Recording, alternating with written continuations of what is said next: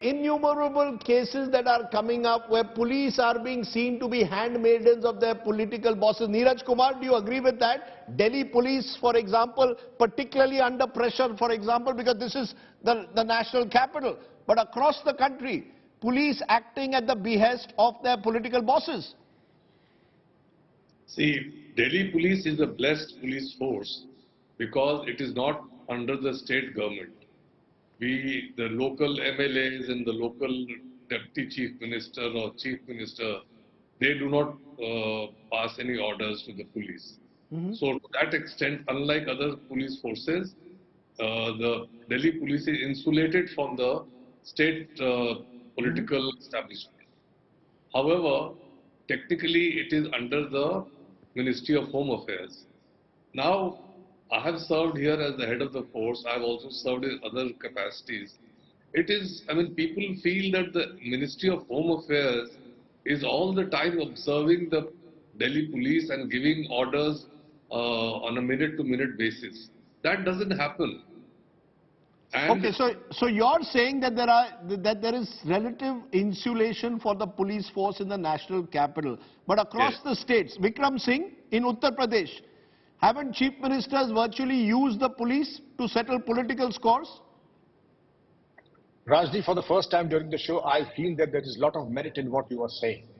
As I said before, in any given force, there would be 1% population who would be more than willing and eager to go supine before the political masters and work like the moving officers of that political party. You have such sad sacks and such dishonorable elements in every force. But yes, I have seen and practiced them.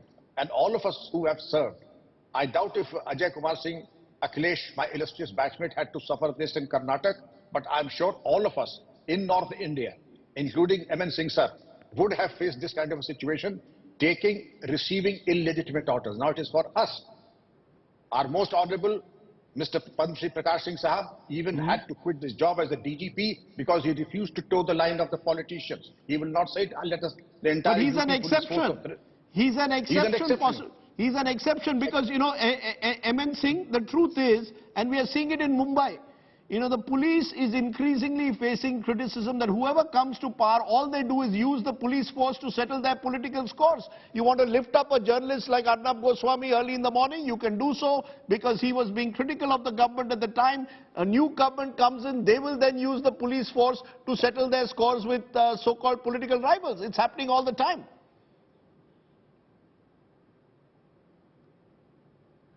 Well, Rajdeep, you are quoting the example of Maharashtra and Mumbai police, and the recent examples of Arnab Goswami and all that.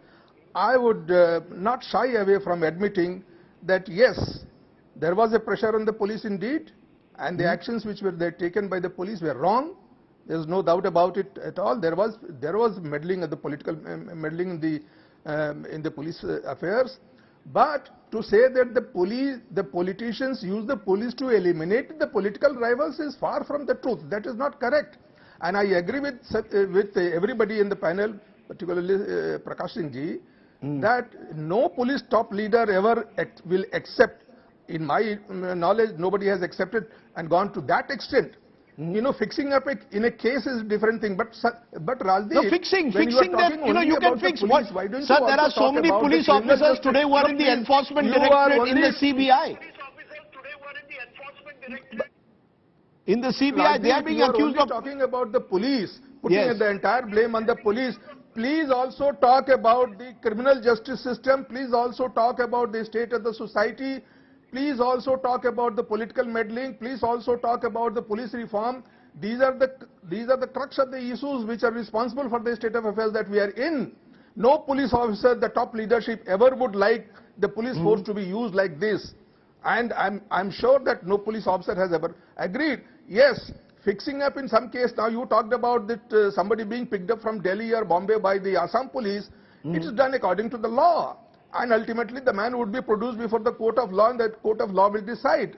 But sir, picking up a Jignesh Mevani at midnight, when the Assam police comes and picks him up at midnight. Also talk about the politics of the country also talk about the criminal justice in the country. So when a Karunanidhi was picked up at midnight, you do that reform, sir, I take your point, but when a Karunanidhi was picked up at midnight by Jayalalitha, by the police force when Jayalalitha was in power, when, as I mentioned, Mr. Mevani being picked up by the Assam police at midnight, the Bengal police has gone to Goa and picked up someone who was critical of Mamata Banerjee's government again. You know, these are all questions where, as I said, it leads me to my, these are all troubling questions, which leads me to question number 4. Our focus today is on the police. You want to widen it to the criminal justice system? I take your point, and in fact, you can give me examples of where that goes wrong. But my 4th question, have the police become corrupted, or are they soft targets being unfairly targeted?